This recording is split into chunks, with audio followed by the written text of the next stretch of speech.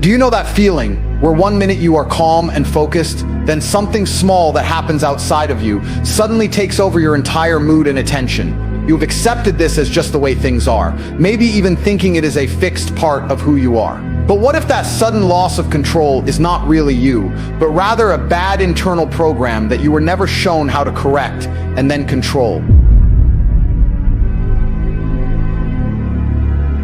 If your emotions are constantly jerking you around and making decisions for you, understand this. It is not because you are not smart or not intelligent. It is because you were never given the blueprint to manage your own internal state. The hard reality is that most people simply react their way through existence. They begin their days with unease, spend them feeling agitated, and end them with remorse. But what if you could actually seize the steering wheel of your own mind? So listen closely, because this is a crucial point. Emotions are a very influential force, but they should not be your enemy. They are simply streams of energy, and when you decipher these alerts, you access a version of yourself that is not destabilized by chaos, but instead becomes the steady center within it. Just look at the individuals who achieve the most. They do not try to suppress their feelings. They become masters of it, confronting discomfort while staying anchored, feeling apprehension but pushing forward regardless. And this is not sorcery. This is emotional dominance, and it is entirely learnable.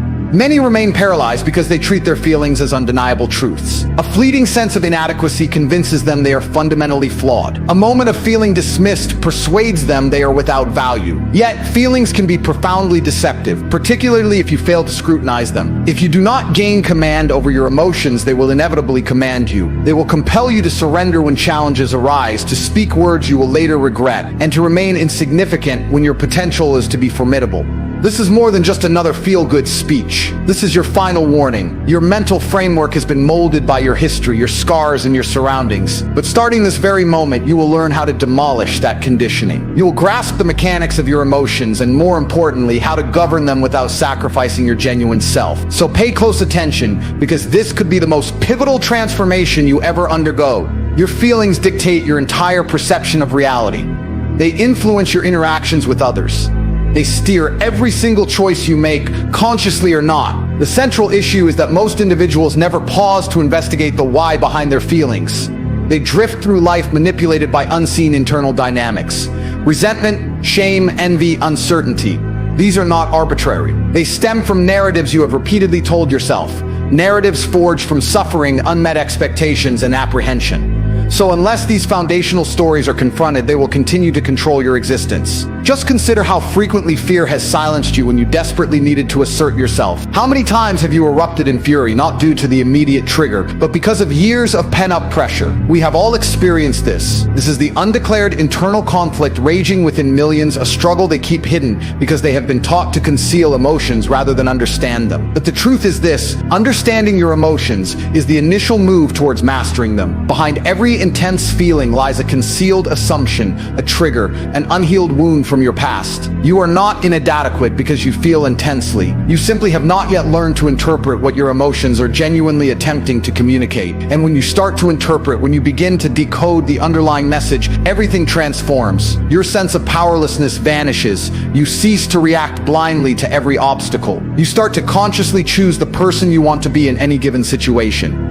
Your emotions are not there to sabotage you. They exist to point you in the right direction. Every single feeling is your mind's method of highlighting what is truly significant. However, most people do not pause to listen. They merely react. This reaction perpetuates a cycle, a loop that constantly replays. This is why the same type of suffering reappears under different guises, in different settings, at different times. Until you identify the root cause, you will continue to fuel the same toxic patterns. Emotions are born from the meaning you assign to events, and that meaning originates from your thoughts, not from external circumstances or other people. Two individuals can endure the exact same trial. One emerges stronger, the other feels shattered. But the difference? It is never solely about what occurs. It is about the narrative you construct around what occurs. That internal dialogue shapes your emotional landscape. Therefore, if you aspire to master your emotions, you must first challenge your internal story. So ask yourself this: what am I genuinely experiencing?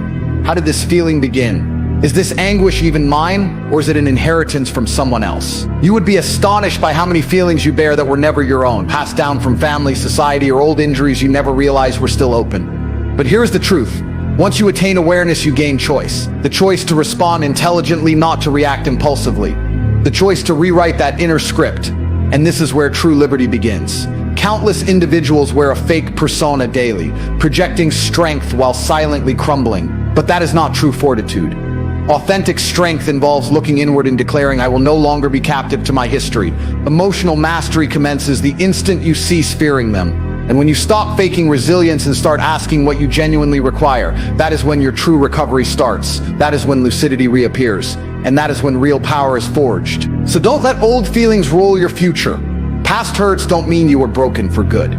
You are bigger than what happened to you. But you must rise above the mess in your mind. Make it quiet by facing it. Break the old way by understanding it. Because once you do this, you will not just feel better, you will live a better life. And that is the main point of ruling your feelings. Not running from suffering, but changing it into a strong reason to act. The main reason people lose control of their feelings is not because they are not strong. It is because they haven't learned how to make a stand. When something happens, and before you truly understand it, you have already acted. Words are said, choices are made, and hurt is done.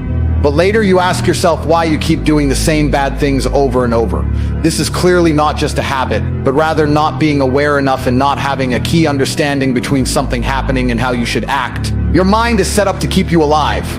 So when it feels danger, even an emotional danger, it starts your fight, run or stop system. This is why your heart beats fast, your hands shake, your breath gets short. But here is the key thing to know. Most dangers you act to are not really real. They are emotional ghosts and traumas from the past. A bad look from someone, a message not read, a certain bad tone of talking. Your brain links these small things to past hurts, and all of a sudden you are not acting to what's happening now, but doing a past hurt all over again. This is where many stay stuck. They don't get how their feeling responses work inside. They believe getting super angry is just who they are. They think shutting down is just how they are made. But these are not who you are. These are ways you learn to act, and ways can be broken. Emotional triggers are not signs of being weak. They are teachers. They show you places that need to be fixed, but only if you slow down enough to see them. So ruling your feelings means learning to stop the old way of acting. It means making a space between the trigger and how you act. That space is where your real power is. When you feel like yelling, stop. When you feel like pulling away, breathe. Ask, what am I trying to protect? What am I really scared of? Because most big feeling outbursts come from fear, not strength. And fear that's not controlled always leads to actions you will feel sorry for. The strongest people are not those who hide their feelings. They are the ones who understand them deeply, who know their triggers and where they come from, who pick how they act on purpose.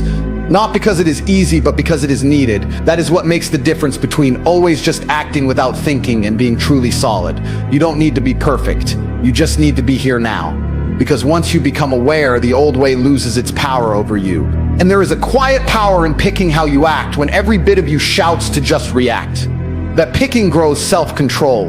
And self-control is more than just daily plans or habits. It is about strength in your feelings. It is being able to stand strong when the world tries to push you, to stay calm when mess breaks out, to keep a steady heart when inside feelings push you to blow up. This kind of control is not grown when things are easy. It is made when things are hard. It is earned in moments when you feel like breaking but choose to hold your place. Most people wait for a feeling of wanting to do things to start change, but that feeling is not steady. Feelings come and go. What lasts, what really stays, is self-control. And that starts when you stop bargaining with your feelings. You stop saying, I will act when I feel better. No, you act because your future counts on it. Because the life you want needs a you that doesn't give up every time things get hard. The clear truth is, getting better is not comfy. It makes you face parts of yourself you've not looked at for a long time, and sometimes it feels lonely. Not everyone will get the changes you are going through. Some will look hard at your new calm. Some will try to test your patience on purpose, but that is a key part of how it works. Your control over your feelings is not for them, it is for you. It is your shield, your weapon, your clear proof that you are not the person you used to be. You don't need to shout to show your strength. You don't need to explain yourself to those who want to misunderstand. Being quiet can be stronger than loud noise. A calm mind can win fights that raw power never could. And when you train your feelings, when you control how you act, life itself starts to change. You bring peace to yourself, you protect your energy. You become unable to be hurt. Not because outside things stop touching you, but because you no longer let them decide what is real for you. This is where self-respect is made. In picking not to let quick feelings stop long-term dreams. In being able to feel mad, sad, or upset. But keep strong focus on what you see ahead. That is not being cold. That is control. That is power. That is what separates those who rise up from those who fall apart. And the more you do this kind of self-control, the more you get in line with the life you were always meant to live. There will always be times when your feelings seem to take over your thinking. Times when your chest feels tight, your mind races, and the noise inside gets almost too much to handle. This is the point when most people give in. This is when they break. Not because they are naturally weak, but because no one ever taught them how to handle feeling bad without right away looking for a way out. But the main truth is, getting better starts when you stop running from what you feel. Pain doesn't always mean something is wrong. Sometimes it's a sign that you are growing. Growing is not soft. It is not quiet. It doesn't always feel nice. It stretches you. It pushes you into places you have stayed away from before. It brings up hurts you thought were long gone. But this is exactly how strength is built. Not by hiding from hard things, but by going through them knowing fully what is happening. Most people try to make their suffering numb. They look for ways to not think about it with noise, other people, or screens. But not thinking about it never leads to real peace. It just puts off the meeting you have to have. You cannot run away from yourself. In the end, you must stop and feel everything you have been trying hard to avoid. The sadness, the anger, the being let down. And when you do, you learn something very deep. Your feelings are not the bad guy. They are signs, warnings, asking you to come. They point you to the parts of yourself that are begging to be seen. Strength in your feelings is not about not being touched by things from the outside. It is about learning to keep your calm while being touched. It is about breathing through the mess without losing your balance inside. When your feelings rush up, your job is not to push them down. It is to lead them, to get them, to act with a plan, not just on a quick thought. That is where real freedom is, in the space between feeling and acting. You were not made to live always scared of your own feelings. You were made to rule them, to feel them fully, and still move ahead with a clear aim. This needs being brave. It needs being patient. But it really changes everything. Because once you see that you can sit with pain and still pick peace, you stop being scared of what you feel. And when fear leaves, clearness comes in. You start to see that every feeling storm has a reason. To clean, to teach, to build again. You are not falling apart. You are waking up. And the feelings you once saw as a bad thing become your strongest tools for change. And one of the deepest changes in how you see things happens when you stop asking, why is this happening to me? And instead start asking, what is this trying to teach me? This one question turns hard times into strength. It turns feeling bad into acting with a reason. Because every situation, no matter how painful, has a lesson in it. But you cannot learn the lesson if you are stuck on the feeling instead of the meaning behind it. You see, most people live by just acting back to things. They go through life letting things around them decide their feelings, and their feelings decide their choices. This is a dangerous way because it gives away all your own power. It puts your peace inside in the hands of others. And as long as outside things can control how you feel, they really control your life. But what if you took that power back? What if instead of just acting back, you started to think? Every time life hits you hard, instead of falling down, you step back and watch. You ask yourself, what can I learn from this? What belief I have is being tested? What part of me is being made stronger? This way of thinking changes feeling upset into being clear. This way of thinking makes you truly hard to stop. You are not here to be ruled by your feelings. You are here to learn how to use them, to feel very strongly, but to think with total clearness. To let your feelings help you make choices, not tell you what to do. That is how you grow smart about feelings. And that is how you build a life that stays strong when outside things push you. And the more you control yourself to look for meaning instead of sadness, the stronger you become. Life itself doesn't get easier, but how well you get through it gets better. Your mind gets sharper. Your heart learns more. You stop taking things just about you. You stop carrying heavy things that were never yours to carry. And you start to see that every hard time was really getting you ready, shaping you, making you humble, and making you ready for what comes next. This is not about ignoring your feelings. It is about rising above them. It is about understanding that every storm you have gotten through has taught you something very good. The world may not see this strength in you, but you know it is there. You felt it when it was quiet. You faced it when it was dark. And now it is time to walk with it in the light. Because the moment you start finding a reason in your pain, you stop being a victim of what happens and become the builder of your own future. The main question is why you should even try to get better. The answer is pretty straight. So you get hurt less for no good reason than you really have to. And maybe so people near you also get hurt less. This is not some small self-help thing. If you don't put your own life in good order, you will pay a hard price, and so will everyone close to you. You might say you don't care, but that is rarely true. If you are in real pain, you will care. It is very, very rare to find someone someone in terrible pain who would not want to be free of it. Such hurting by its nature means it's not wanted. So you mainly get yourself together to make pain that's not needed smaller for you and others. So the next question is how you start to get your life in order.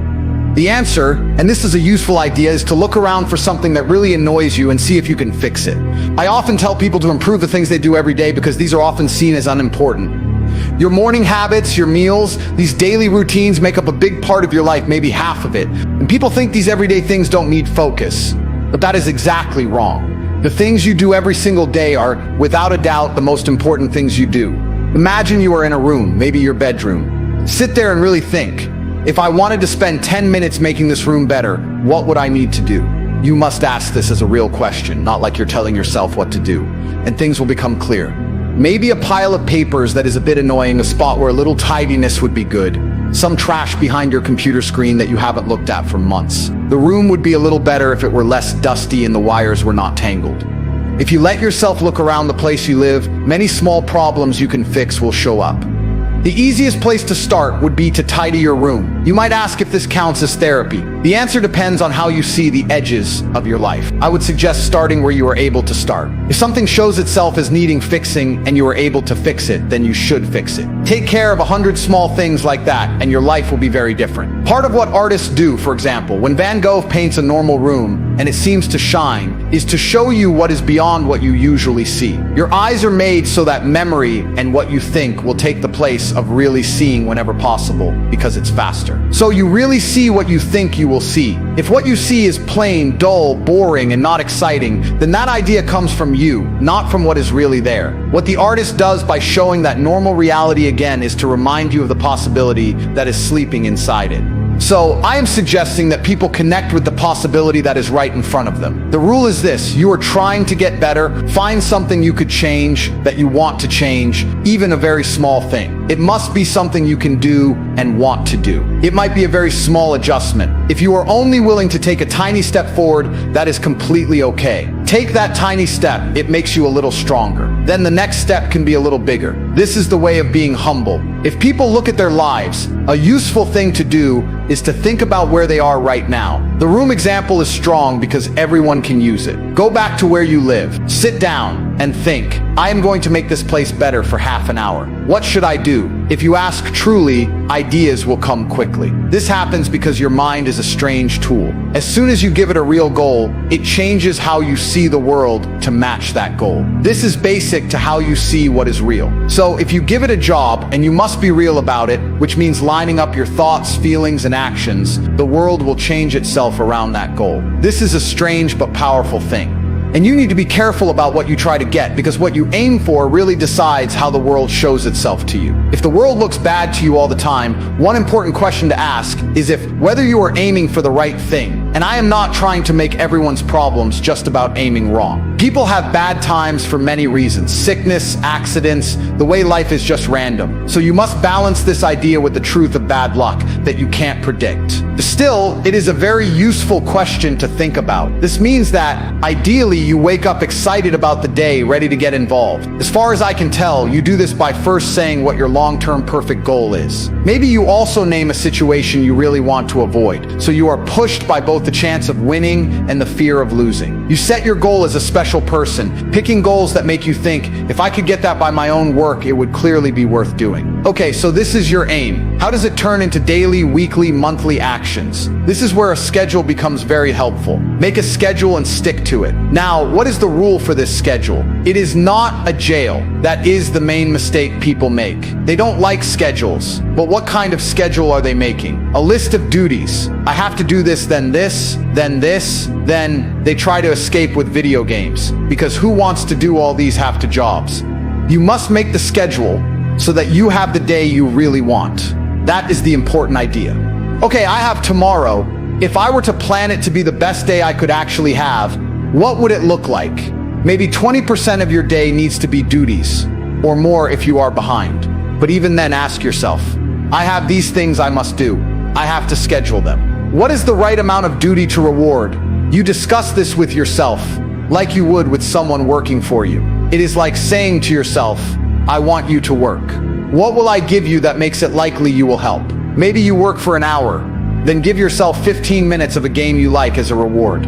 whatever gets you going. You must discuss with yourself, not rule yourself like a mean boss, as if you are dealing with someone you care about, someone you want to be useful. That is how you make the schedule. When you engineer your day, reviewing the plan you laid out, the objective is not instant perfection, a fantasy reserved for fools. Understand you are a flawed machine, and hitting your marks with something like 70% precision is already a massive victory compared to the 0% achieved by those who drift aimlessly. If your execution hovers even around 50%, the strategy is simple. Incrementally increase that figure. Aim for a marginal improvement next week, even a fractional one. This persistent small elevation is the key, because eventually these consistent gains compound, creating a powerful upward momentum, a positive feedback loop that propels you towards a higher state of being. This disciplined approach to daily tasks builds the very bedrock of a transformed existence, taking you from where you are to where you know you must be, step by painstaking step, until excellence becomes your baseline. This process allows you to build a more robust character, creating a strategic life plan that you genuinely find appealing. Humans are inherently built to carry a significant load. True contentment is elusive without such a challenge. The quest is to identify the specific challenge that resonates with your core, a task that demands rigorous self-examination and courage. When you align with this purpose, you begin to function more harmoniously with the expectations of those around you, transforming into an individual of discernible moral integrity. This alignment diminishes the blinding influence of your own inherent tendencies towards unproductive behavior and negativity. As these foundational principles integrate, they mark the true beginning of character fortification. You then start to embody the cohesive power of these refined rules, forging a persona that is both strong and purposeful, capable of navigating life with clarity and impact, no longer a slave to whims. Life owes you absolutely nothing. The universe is not configured to hand you success neatly wrapped in a bow. Your current station, your present circumstances are the direct and unavoidable consequence of the cumulative decisions you have made. This is the brutal, unpalatable reality that most people will never dare to speak, because a world full of weak, compliant, and forgettable individuals serves their agenda. But you were not conceived for mediocrity. You were not placed upon this earth to endure a life of quiet, simmering desperation, endlessly scrolling through the curated, artificial lives of others online, while feigning a happiness you do not genuinely feel. Deep down, you know this. You feel the crushing weight of your squandered potential every single night when you lay your head down and wonder, with growing despair, why nothing ever seems to change for the better. You mistakenly believe you are exhausted. You are not truly tired. What you are experiencing is a profound lack of discipline. You have not yet earned the distinct privilege of genuine exhaustion. Real, bone-deep exhaustion is a badge of honor reserved exclusively for those who have poured their very lifeblood into forging their future. True fatigue is the aftermath of relentlessly pushing beyond your perceived limits, not the pathetic byproduct of half-hearted efforts and mediocre, uninspired dreams. The man who truly works himself to the absolute brink of his capacity does not complain about being tired. He grins, because every pang of that intense discomfort is irrefutable proof that he is becoming stronger, more resilient, more capable than he was the day before. This pain is the signal of transformation, the very currency of growth and power.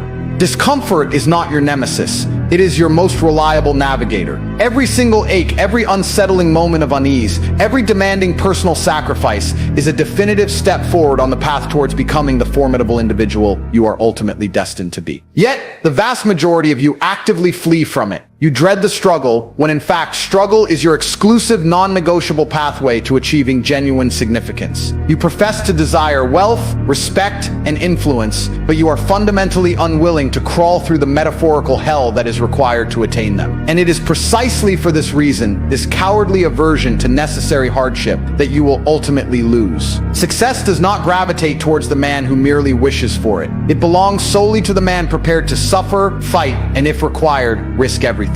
So understand this final truth. You are forged in the crucible of potential, a being of immense, untapped power. Now is the moment to stop negotiating with your lesser self. So kill the voice of doubt, annihilate the addiction to comfort, and rise with the force of a god. Every breath is a countdown to your legacy or your oblivion. You must seize this day, you must seize this moment, and unleash the relentless, indomitable warrior within, because the world does not wait for the timid. It bends to the will of the bold, the disciplined, the men who refuse to be denied. Your throne awaits, but you must claim it through action, through fire, through an unbreakable will. So rise up now and become who you were always meant to be. Hello guys, this